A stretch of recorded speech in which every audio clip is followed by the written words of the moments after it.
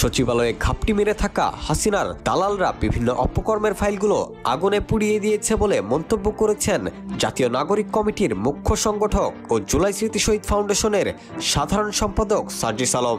আমলাতন্ত্র ও প্রশাসনে যেসব চার্টার দল এখনও ঘাপটি মেরে লুকিয়ে আছে তাদের শেকড় থেকে উপড়ে ফেলতে হবে বলে হুঁশিয়ারি দেন তিনি।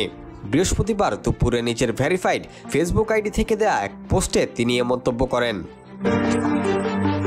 সার্জিস আলম বলেন, বিগত 16 বছরে আওয়ামী লীগের যারা চার্টার দল ছিল তাদের মধ্যে একটি অন্যতম অংশ এই আমলারা। এদের উপর ভর দিয়েই হাসিনা এই দেশে তার ক্ষমতা কুক্ষিগত করেছিল।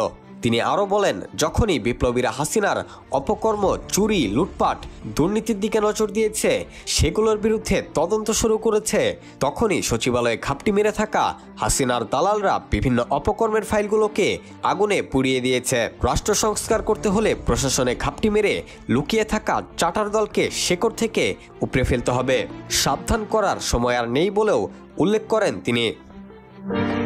Rakibul Hasan, D news, Bangladesh.